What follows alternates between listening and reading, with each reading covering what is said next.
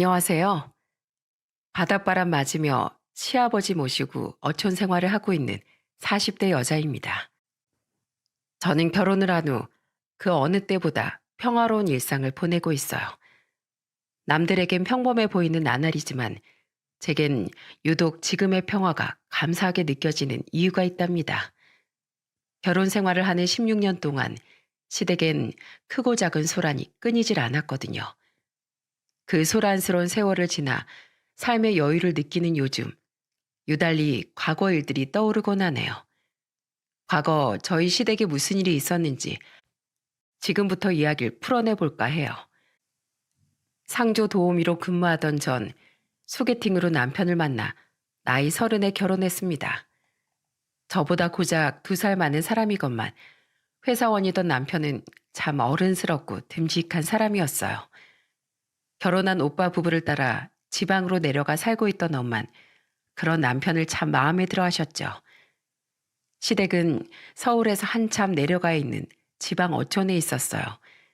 시부모님은 그곳에서 평생 김양식장을 하며 남편과 두 시동생 그리고 막내 시누이를 키우셨다고 했죠. 시부모님은 6시간이 걸려 첫인사를 하러 내려간 절 따뜻하게 맞이해 주시더군요. 식탁 위엔 그 지역 특산물이 진수성찬으로 변신해 쫙 깔려 있었습니다. 한우와 키조개, 표고버섯을 함께 먹는 삼합에 싱싱한 낙지, 매생이 국과 굴구이, 김 양식장 집답게 푸짐하게 쌓인 김과 김 부침개까지 어디서부터 젓가락을 대야 할지 몰랐죠. 그렇게 양가 부모님의 따뜻한 환대를 받으며 우린 부부가 되었어요. 사남매 중 맞이었던 남편은 굉장한 효자였습니다. 김 수확철인 10월 말쯤부터 5월 사이엔 힘든 시부모님을 돕겠다며 시간이 되는 주말마다 그 먼 거리를 내려가더라고요. 동생 놈들은 바쁘다고 부모님 댁에 코빼기도 안 보이는데 나라도 가서 도와야지. 당신은 갈 필요 없어. 보통 힘든 일도 아니고 어차피 당신은 김양식일에 대해선 알지도 못하잖아. 나만 다녀올게. 우리 부모님도 고생한다고 절대 당신은 데려오지 말라고 하셨어. 남편과 시부모님은 말렸지만 전 기어코 남편을 따라 내려갔습니다. 남편과 시간을 보내고 싶기도 했지만 시댁이 있는 바닷가 풍경도 너무 좋고 무엇보다 절 보면 눈에서 꿀이 뚝뚝 떨어지는 시부모님을 좋아했거든요. 저도 도울게요. 전 뭐부터 하면 돼요? 아이고, 새아가 오지 말랬더니 기어코 또 내려왔구나. 괜찮어. 아무것도 넌 안 해도 돼. 시부모님은 괜찮다고 하셨지만 전 이리 뛰고 저리 뛰며 뭐라도 도우려고 애썼어요. 시부모님은 그런 절 마냥 예뻐해 주셨죠. 그렇게 시댁에 내려가면 막 수확한 물김으로 국도 끓여주시고 김 부침개도 부쳐주시는데 서울에선 절대 맛볼 수 없는 꿀맛이었어요. 심지어 결혼한 지 2년 만에 아들을 임신했을 때도 시어머니표 김국이 너무 먹고 싶어 전보다 훨씬 자주 시댁을 내려가기까지 했다니까요. 우리 예쁜 며느리 어디서 이런 어여쁜 아가씨가 우리 집에 시집 왔을꼬. 시어머니는 양손으로 제 볼을 자주 쓰다듬어 주셨습니다. 시어머니의 손은 평생 해온 고된 일 탓에 울퉁불퉁한 굳은 살로 가득했는데 전 시어머니 그 투박한 손의 촉감이 좋았어요. 시어머니는 자신의 두꺼워진 손을 굉장히 자랑스러워 하셨는데 그 모습에 시어머니의 삶에 대한 자부심이 느껴졌거든요. 한편 두 시동생과 시누인 정말 시댁의 명절을 제외하곤 모습을 잘 보이지 않더군요. 그나마 무명 연극배우로 활동하던 시누인 어떻게든 짬을 내서 가끔 시부모님을 뵈러 왔는데 대기업에서 일하던 큰 시동생과 증권회사에 다니던 작은 시동생은 정말 그 집 자식이 맞나 싶을 정도였죠. 저희가 결혼한 지 2년 뒤, 3년 뒤에 각각 같은 대기업 동료인 큰 동서와 피부샵을 운영하던 작은 동사 결혼을 한 후에도 그건 마찬가지였어요. 심지어 어떤 해엔 큰 시동생 부부가 명절에 안 오기까지 한 적도 있었다니까요. 차가 막혀서 내려가는 게 10시간도 넘게 걸릴 것 같은데 너무 피곤하니 올해엔 전화로만 안부를 전하겠다면서요. 그때 남편은 큰 시동생에게 전화해 노발대발을 했죠. 야, 이 자식아. 1년에 딱 2번 내려오는 놈이 그거마저 안 오겠다고? 넌 부모도 없냐? 맨날 잘 사는 처가에만 굽신거리고 형편 고만고만한 지 부모님은 모른 척 하겠다 이거야? 차 막혀서 힘들 것 같으면 전주라도 미리 내려와서 부모님 얼굴을 뵀어야지. 그렇다고 작은 시동생이 큰 시동생보다 나았냐? 그것도 아니었어요. 오히려 더하면 더했죠. 큰 시동생이 그냥 시댁에 무관심했다면 작은 시동생은 맨날 실적이 안 나온다 타령하면서 시아버지께 돈을 요구하더군요. 처음 몇 번은 시아버지도 자식 일이니 그냥 도와주신 것 같은데 그 횟수가 잦아지니 나중엔 역정을 내셨어요. 그래도 굴하지 않고 어찌나 돈 이야기만 하던지 시아버지 말씀에 끼어들지 않으려 꾹꾹 참던 제 남편이 분에 못 이겨 작은 시동생의 뒤통수를 폭소리 나게 후려친 일도 있었죠. 내 저럴 줄 알았다. 막내 오빤 두드려 맞아도 싸. 부모님이 무슨 은행이야? 이제 결혼까지 했으면 정신 차리고 경제적으로 자립 좀 해. 그나마 신우의 한 사람만이 남편의 형제 중 제정신이 박힌 사람이었어요. 저는 시부모님이 안타까워서라도 저라도 두 분께 더 잘해드려야겠다고 생각했습니다. 하지만 제게 주어진 시간은 생각보다 아주 많이 짧았더군요. 여보, 뭐가 그리 급해서 빨리 갔소? 그 넓은 집에서 나 혼자 외롭게 어떻게 살라고. 시어머니는 제가 결혼한 지 고작 5년 만에 급성 심정지로 돌아가셨습니다. 마침 시아버지도 집에 계시지 않을 때 그런 사달이나 시아버지께서 뒤늦게 발견하고 구급차를 불렀을 때 이미 시어머니는 이 세상뿐이 아니셨다고 했죠. 시어머니와 금술이 좋았던 시아버지는 장례를 치르는 내내 오열하셨어요. 저와 남편 또한 슬픔에 잠겨 장례를 치르는데 황당하게도 작은 동서는 취소하기 힘든 피부샵 예약 손님들이 있다며 마지막 날이 돼서야 내려와 발인도 지켜보지 않고 다시 가려고 하더군요. 누군 다들 일이 없어서 여기 내려와 있답니까? 화가 나서 제가 작은 동서에게 한 소리 하려는데 더 이상 울 힘도 없을 정도로 지쳐있던 시아버지가 저를 말리셨어요. 네 시엠이 마지막 보내는 길에 큰 소리 오가게 하고 싶지 않구나. 저런 지처를 보고도 뭐가 잘못된지 모르는 내 자식놈이 문제라면 더 문제겠지. 오늘은 그냥 조용히 넘어가다오. 너무 위태로워 보이는 시아버지 목소리에 눈물이 쏟아졌습니다. 그런데 불행은 거기서 끝나지 않았어요. 시어머니가 돌아가신 후 남편이 박박 우겨서 겨우 받게 한 종합건강검진에서 시아버지는 대장암 2기 판정을 받으셨거든요. 우리 시부모님이 뭘 잘못하셨다고 자꾸만 이런 불행이 생기는 거야. 어머님 일은 슬픔도 아직 가시려면 멀었는데 아버님이 얼마나 충격받으셨겠어. 그래도 차라리 이 정도에서 발견된 게 다행이라고 생각하자. 어머니 그렇게 보내고 아버지 건강도 혹시 몰라서 검진시켜드린 건데 그게 천운이었다고 생각하자고. 저와 남편은 서울에 있는 유명한 병원에서 수술과 치료를 받게 해드리기 위해 시아버지를 저희 집으로 모셨습니다. 그렇게 시아버지는 1년간 수술과 항암 치료를 받으셨어요. 그런데 입원과 퇴원을 반복하는 시아버지께 병원과 저희 집을 통틀어 두 시동생 부부는 명절 빼고 딱 2번 왔더라고요. 그해 2번의 명절은 시아버지가 와 계시니 저희 집에서 보냈는데 마지막 명절날 남편의 시동생들에게 크게 화를 냈습니다. 니들이 그러고도 자식이냐? 아버지가 지방에 계실 땐 멀어서 못 간다고 핑계대더니 같은 서울에 계신데도 얼굴을 딱 2번 비춰? 아버지 암투병 중이신 거 혹시 나만 아는 비밀이었냐? 어? 그럼 일이 바쁜데 어떡해. 게다가 우리 장모님도 지금 신장병 때문에 투병 중이시란 말이야. 우리 집사람도 임신까지 한 마당에 마음고생 많이 했어. 그래, 그렇게 힘들어서 명절에 같은 서울 살면서 자기 친정엔 가고 암 걸린 자기 시아버지한텐 얼굴도 안 비추냐 큰 재수신? 그리고 재수씨가 뭐다도 너라도 아버지 뵈러 자주 왔어야지. 처부모는 부모고 널 낳고 길러준 아버진 부모도 아니냐? 그리고 장이 너 저번에 아버지 항암 치료 받는 와중에 전화해서 뭐라고? 돈을 해달라고? 이 쌍놈의 자식아. 넌 방에 계신 아버지만 아니었으면 나한테 쌍코피 터지게 맞았어. 큰아주버님, 제 남편도 오죽 급해서 그랬겠어요. 자식이 힘들면 부모한테 도움 청하지 누구한테 청해요. 그 와중에 작은 동서는 눈치 없이 자기 남편 편을 들더군요.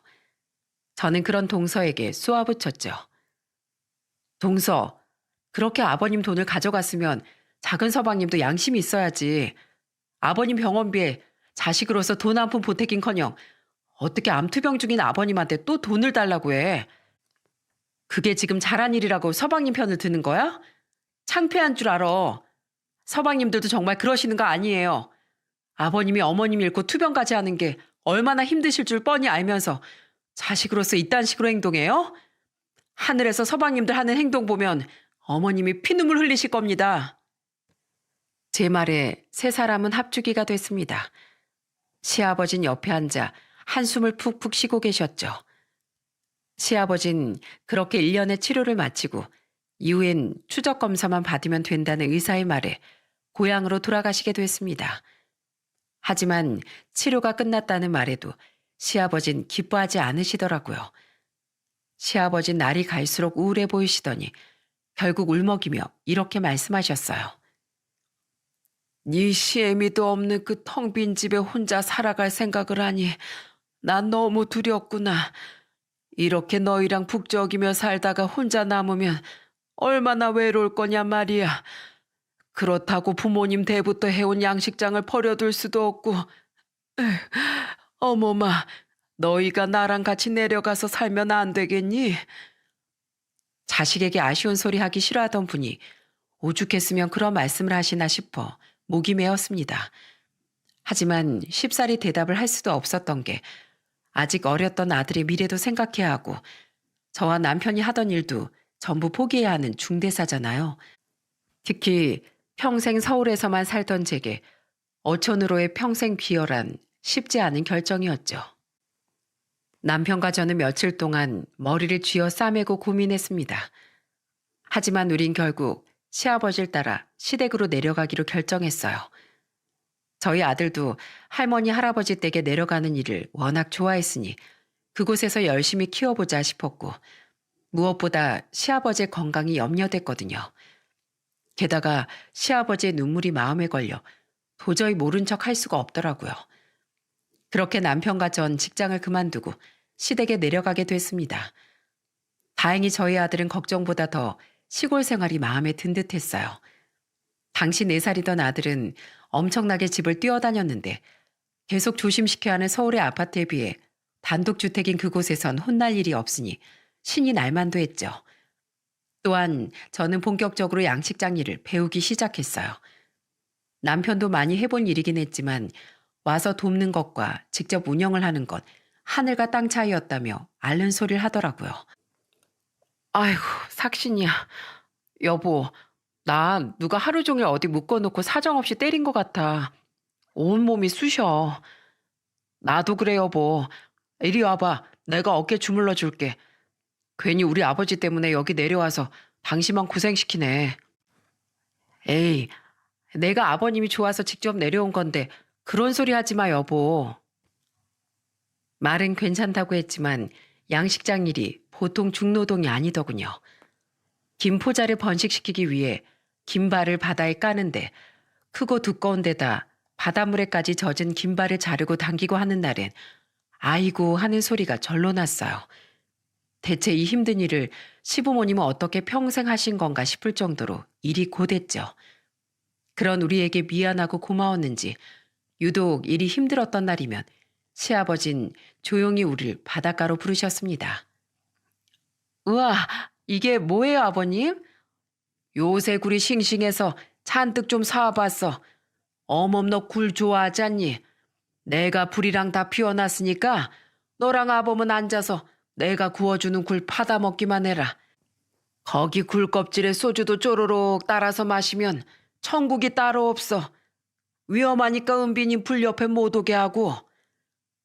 시아버진 직접 불을 피워 우리에게 손수 굴을 구워주셨습니다. 시아버지 말대로 석화 껍데기에 소주를 한 잔 따라 마시니 입에 바다내음이 확 퍼지는 게 그날 하루의 피로가 싹 풀리더라고요. 이젠 제가 하겠대도 시아버진 이런 건 전문가가 하는 거라며 옆에도 못 오게 하셨죠. 그렇게 다 같이 둘러앉아 굴과 소주를 마시고 라면도 끓여 먹으며 우린 대화도 참 많이 나눴어요.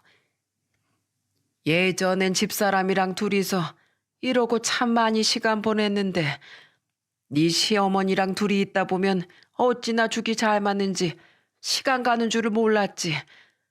어머마, 아버마, 나랑 집사람이 살았던 것처럼 나중에 내가 없어도 너희 둘이, 아니 은빈이랑 셋이 오래도록 행복하게 살려무나.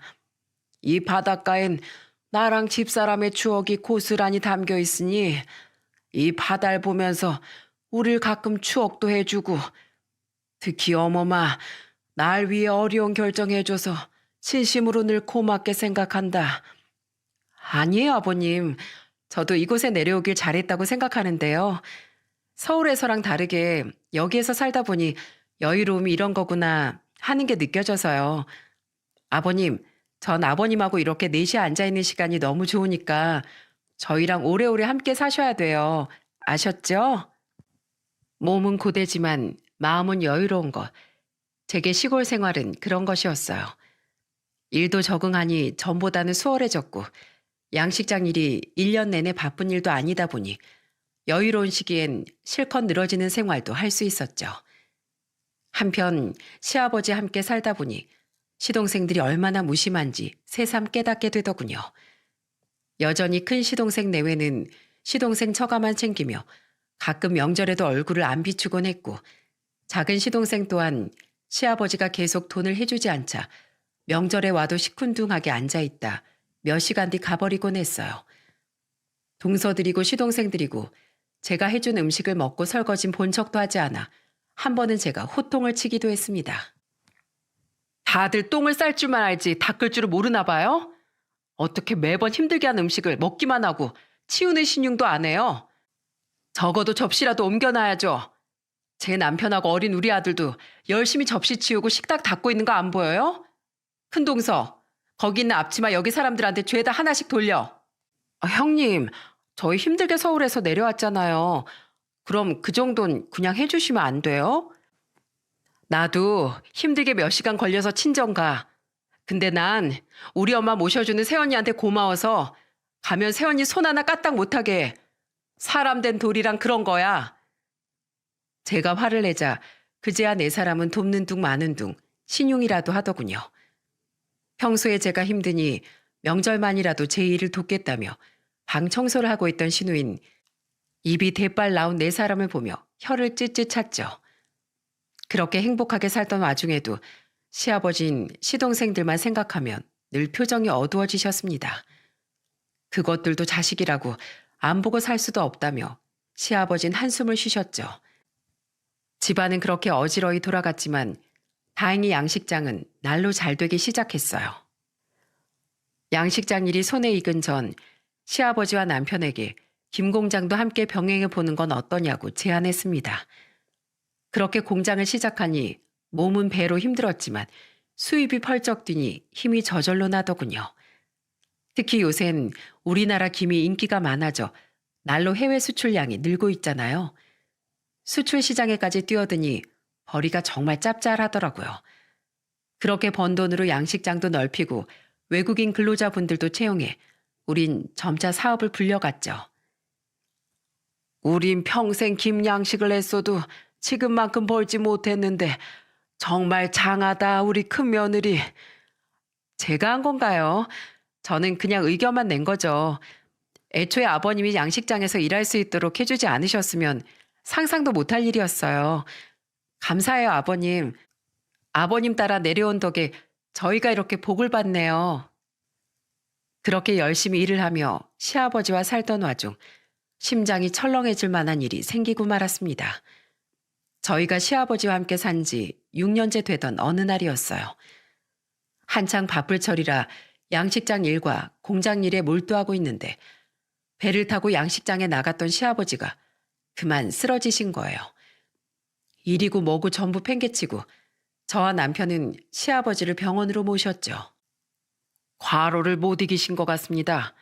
연세도 있는데 너무 무리해서 일하시는 건 건강에 안 좋아요. 대장암 이력도 있으시다면서요. 늘 조심하셔야 됩니다. 대장 내시경은 꾸준히 하고 계시죠? 의사의 말에 가슴이 철렁했습니다. 암 재발 예방 차원에서 2년마다 대장 내시경을 하고 계시긴 했지만 그때가 마침 또 검사를 받아야 하는 해였거든요. 1년 전 완치 판정을 받긴 했는데 설마 또 암이 생겨 몸에 이상이 온 건 아닌지 불안했어요. 무려 쓰러지실 정도였으니 괜한 우려가 될 만도 했죠. 시아버진 한동안 입원을 하셔야 했습니다. 혹시 몰라 빨리 대장 내시경도 해봐야겠다 싶어 우린 얼른 내시경 예약도 잡았어요. 그렇게 입원 절차와 진료 예약을 하고 병실에 갔는데 시아버지께서 울고 계시더군요. 저와 남편은 깜짝 놀라 시아버지께 왜 우시냐고 여쭙습니다. 쓰러지는 순간 너무 무서웠다. 이렇게 허무하게 집사람 옆으로 가는 건가 싶었어. 사실 지금도 또 암이 재발했을까봐 너무 무섭구나. 어머마, 나 애들이 너무 보고 싶다. 언제 죽을지 모른다고 생각하니 그런 것들도 자식이라고 보고 싶구나. 애들한테 연락해서 나 좀 보러 한 번만 와달라고 해다오. 부탁이다. 시아버진 정말 많이 놀라신 것 같았어요.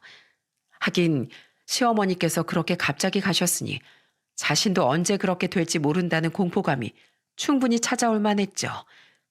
그런 시아버지가 너무 안쓰러워 저는 신우에게 남편은 두 시동생에게 상황을 알리고 병원으로 좀 내려오라고 말했습니다. 하지만 놀라서 당연히 내려온다던 신우이와 달리 두 시동생의 반응은 시큰둥했다더군요. 저는 병실을 나와 병원 복도에 서 있던 남편에게 다가가 물었어요. 여보, 서방님들한테 전화하고 온다는 사람이 왜 이렇게 오래 걸려? 아버님 당신 기다리다 방금 잠드셨어. 개자식들, 내가 혹시 아버지 암 재발일 수도 있다고 우선 아버지가 오늘 쓰러지셨으니까 다들 오라고 말했거든? 아버지가 너무 보고 싶어 한다고 말이야. 근데 설마 또 바쁘다고 안 오겠대? 어차피 내일 주말이잖아. 내일이나 모레 오면 되는 거 아니야? 근데 안 온대. 장현이 그놈은 주말에 장인 장모랑 놀러 가기로 했대. 지금 아버지가 쓰러지셨는데 그걸 못 내려오냐고 하니까 장인 장모님이 기대하던 여행이라 취소 못한대.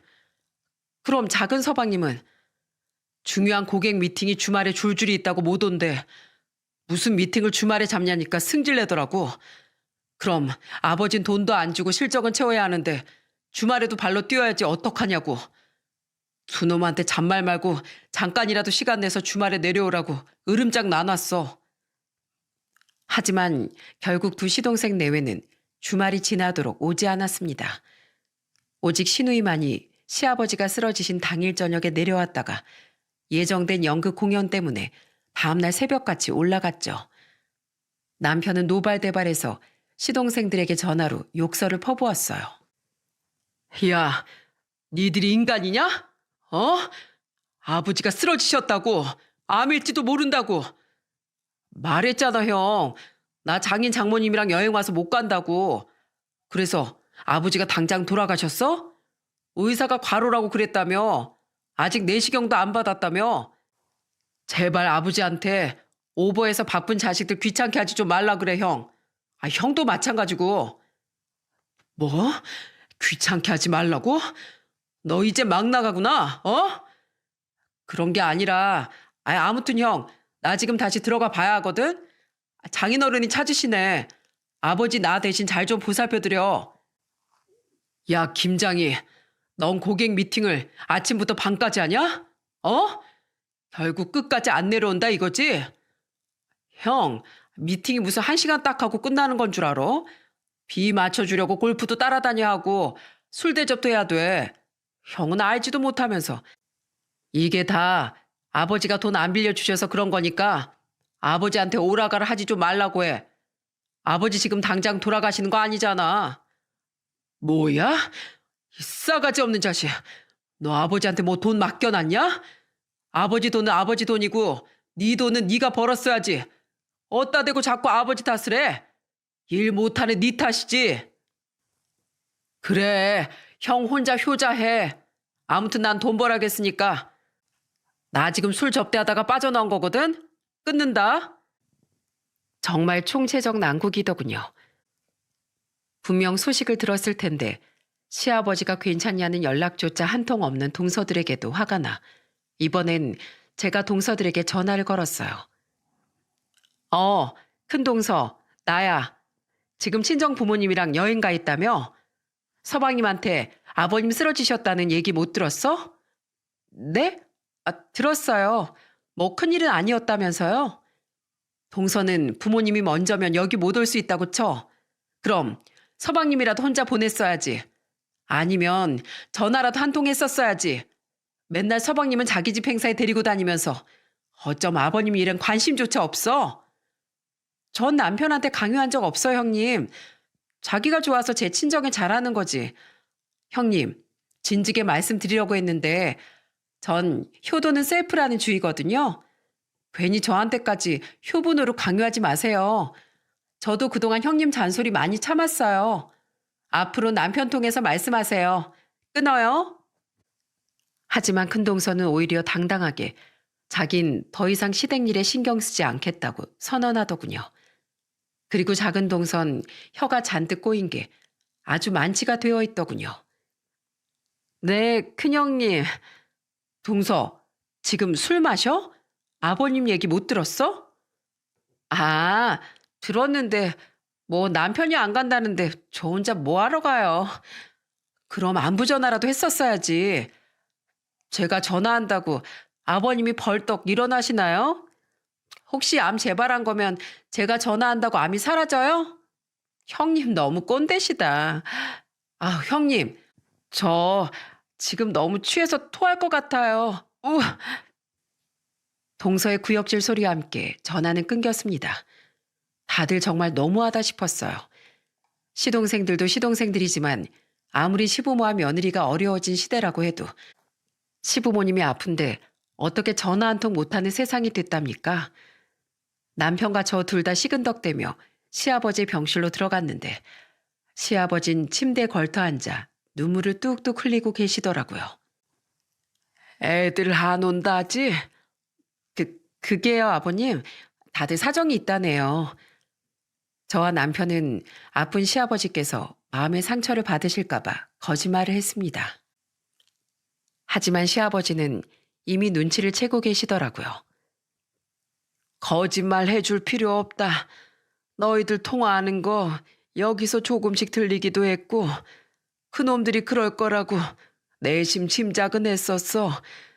주말 내내 한 번도 울리지 않던 내 휴대폰을 보고 포기하고 있었지. 마지막까지 그래도 내 자식들이라고 기대를 걸었건만 이젠 그놈들에게 상처 그만 받으련다. 그냥 내 마음속에서 그놈들을 놔버릴 거야. 아버님. 미어지는 마음에 시아버지께 다가가 손을 잡아드렸습니다.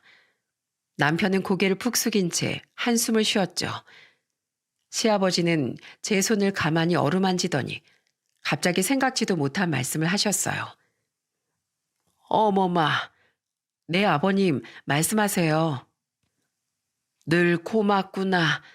친부모도 아닌 내 옆을 자식들보다 더 살뜰히 지켜줘서 말이다. 내겐 이제 너랑 아범뿐이야. 왜 그런 말씀을 하세요? 아가씨도 계시잖아요.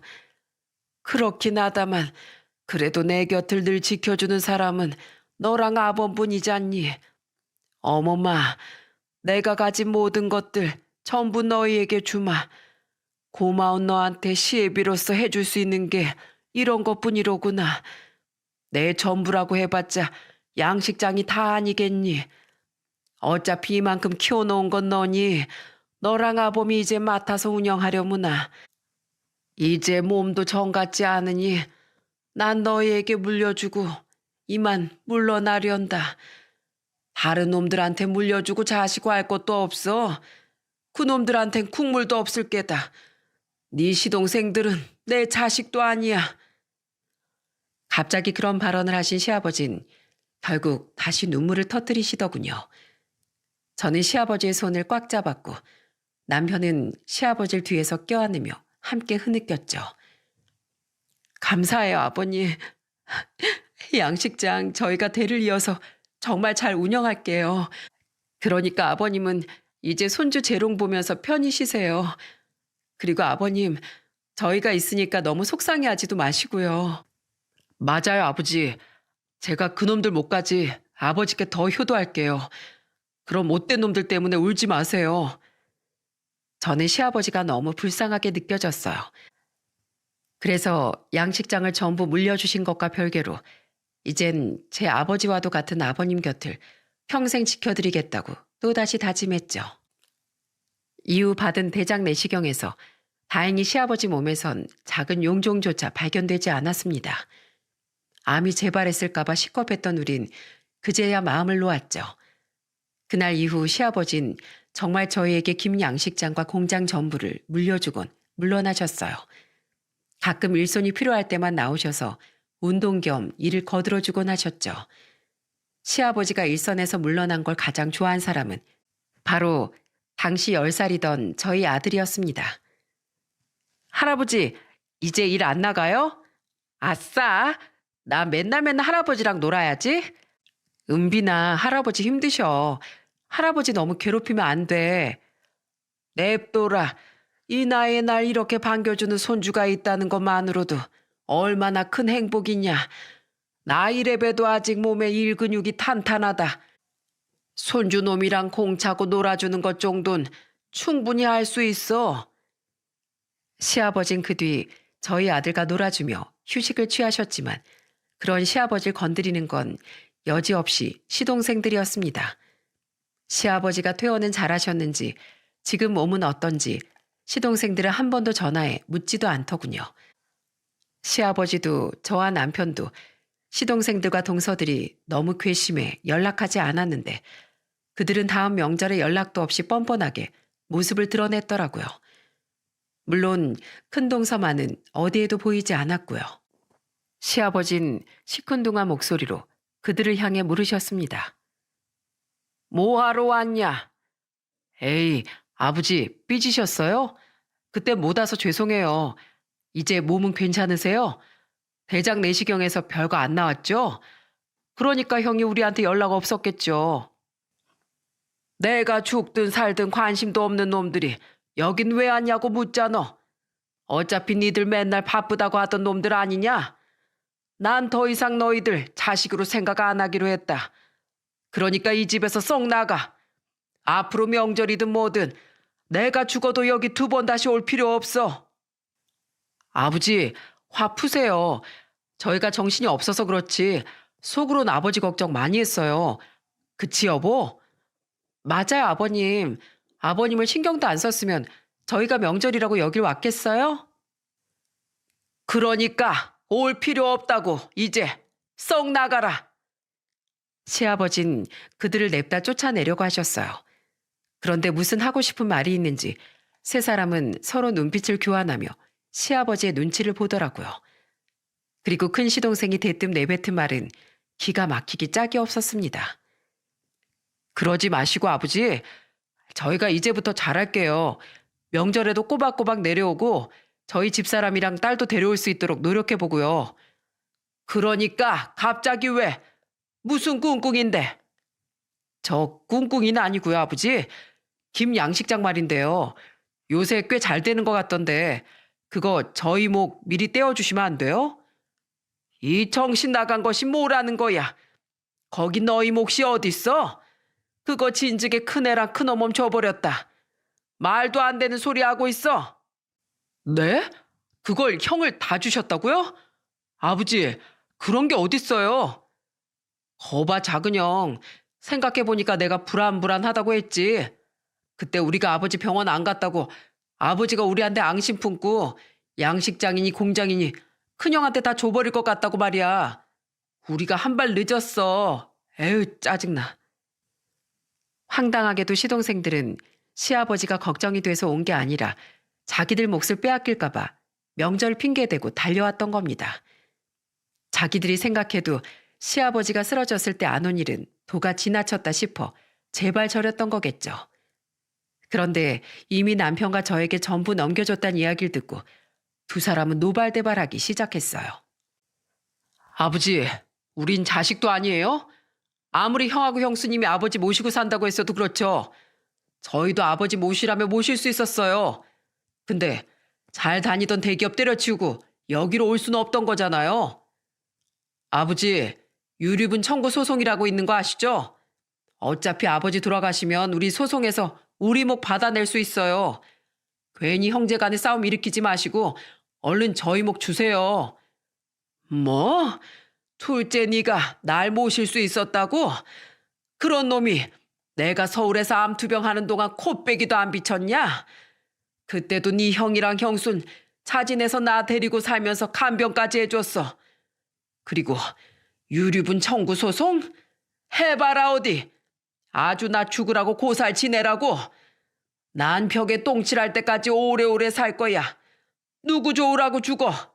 이 나쁜 놈들. 내가 너희들을 어떻게 키웠는데 배 위에서 일하다가 긴 발에 발이 휘감겨서 바다에 빠져 죽을 뻔하기도 하고 셋째는 어릴 때 트럭에 칠 뻔했을 땐 대신 내 몸 던져서 반년 동안 꼼짝없이 병원 신세를 진 적도 있었다. 그렇게 고생하면서도 자식인 너희만 보면 세상을 다 가진 기분이었는데 지금은 세상을 다 잃은 기분이구나. 그렇게 금이야오기야 키운 자식들이 이런 금수만도 못한 놈들이 돼 있으니까 말이야. 아, 아버지, 정말 이러실 거예요? 돈 가지고 자식 차별하실 거냐고요? 형도 말 좀 해봐.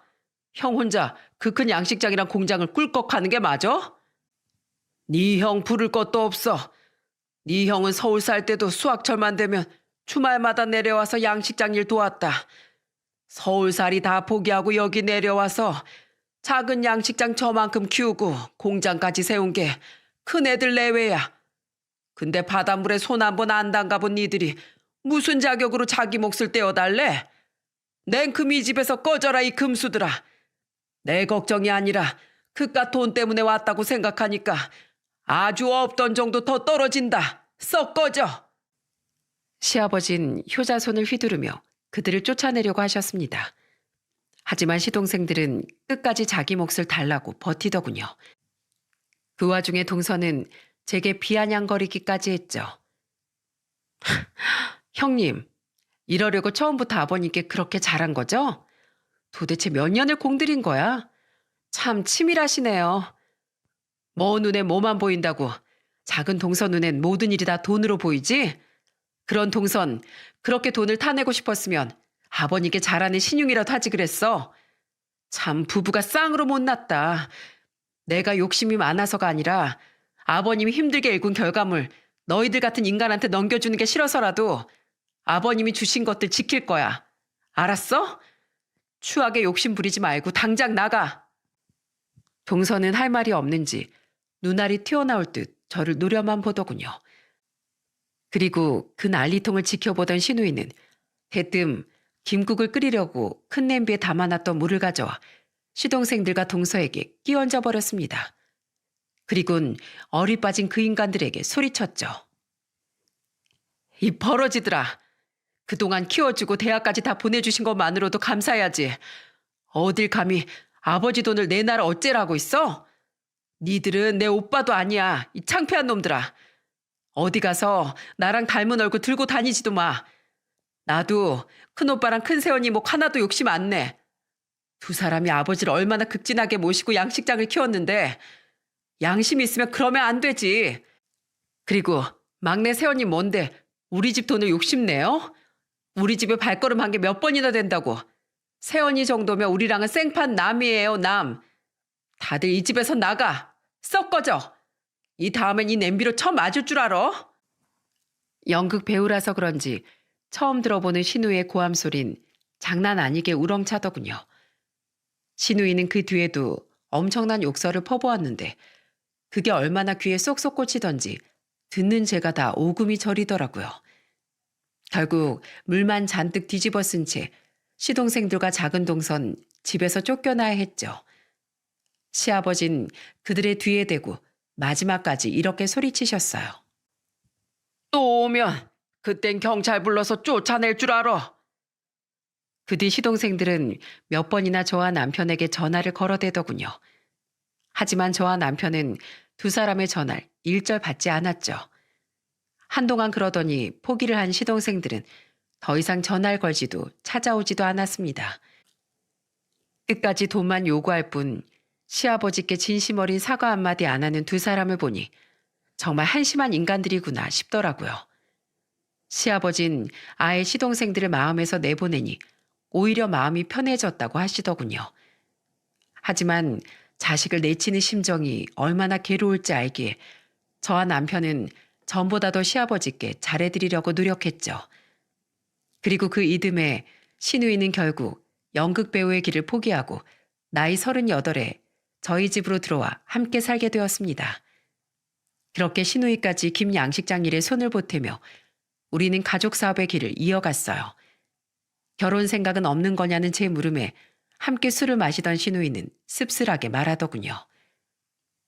같이 연극하면서 8년 동안 만난 사람이 있었는데요.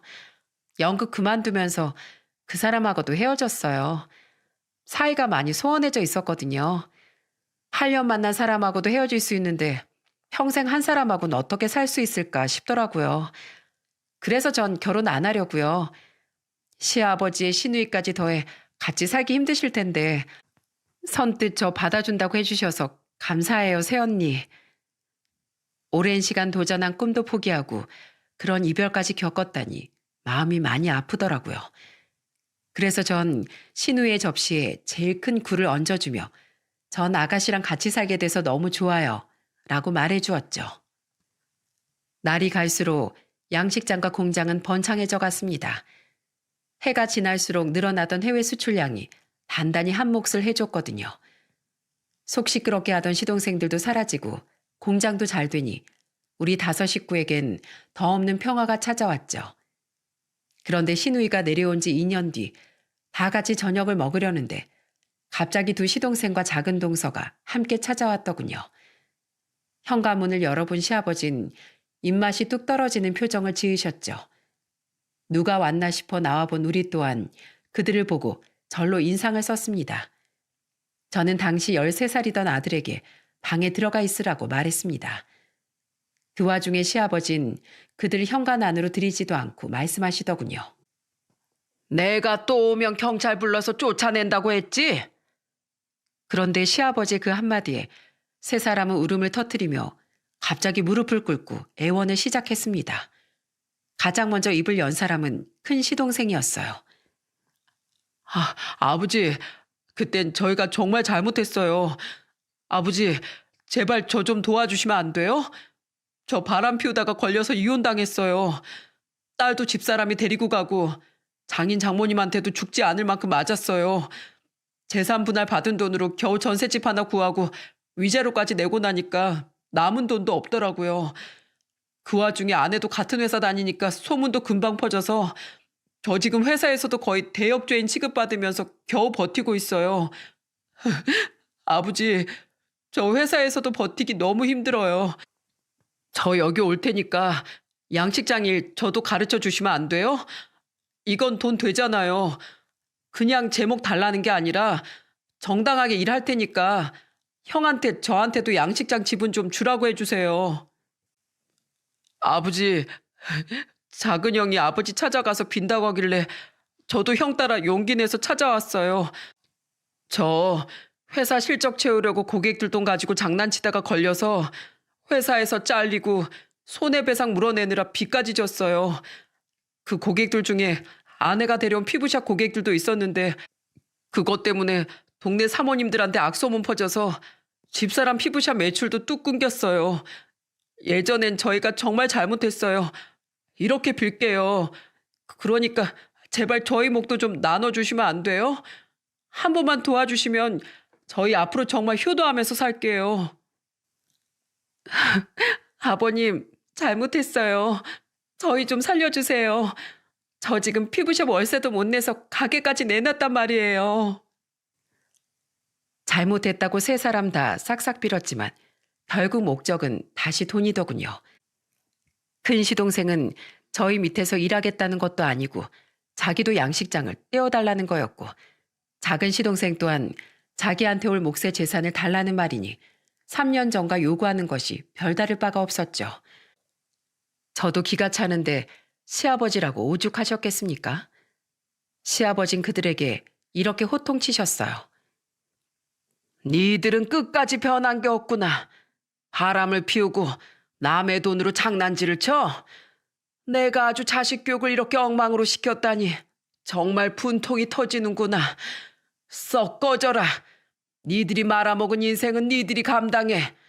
난 더 이상 너희들 가족도 애비도 아니니까. 마지막으로 한마디만 하마. 제발 이기적으로 남한테 폐라도 끼치고 살지 마라. 인과응보라는 말이 괜히 있겠니? 언젠가 남한테 한 짓은 다 자기한테 돌아오게 돼 있어. 지금 니들 꼴만 봐도 알겠지? 이번 일을 교훈으로 삼아서 앞으로는 똑바로들 살거라. 물론 난 죽을 때까지 니들이 어떻게 사는지 관심 끌 거지만 말이다. 이제 가거라. 아니면 이번에 물이 아니라 저기 팔팔 끓고 있는 매생이국으로 맞아볼 테냐? 시아버지의 서슬퍼런 말에 한참 동안 울던 세 사람은 끝내 빈손으로 돌아가야 했습니다. 동서는 동정심이라도 유발하려는 듯 저를 보고 형님 형님 하며 애원했지만 저는 동서를 한번 노려본 뒤 현관문을 쾅 닫아버렸죠. 그 뒤 한 번씩 시동생들은 자신들의 사정을 설명하며 남편에게 찔러보듯 문자를 보내더군요. 형, 나 결국 눈칫밥 못 이기고 퇴사했어. 지금 중소기업 취업해서 양육비 보내면서 근근히 먹고 살아. 형, 아버지 나 안 보고 싶으시대? 언제든 불러만 줘. 큰형, 잘 지내? 우린 이번에 빚내서 차렸던 식당 결국 6개월도 안 돼서 망했어. 나 지금 공장 다니고 와이프는 식당 설거지하면서 먹고 살아. 사는 게 너무 힘들다 큰형.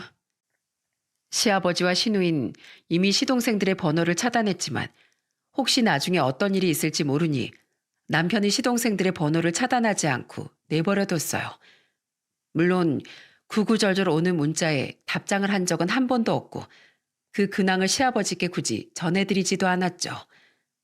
저는 그들의 몰락을 보며 딱 한 가지, 작은 시동생 내외에게 부모 때문에 엄한 고생할 자식이 애초에 없었다는 게 다행이라고 생각했네요. 그렇게 시동생들을 마지막으로 본 지 1년이 지났습니다.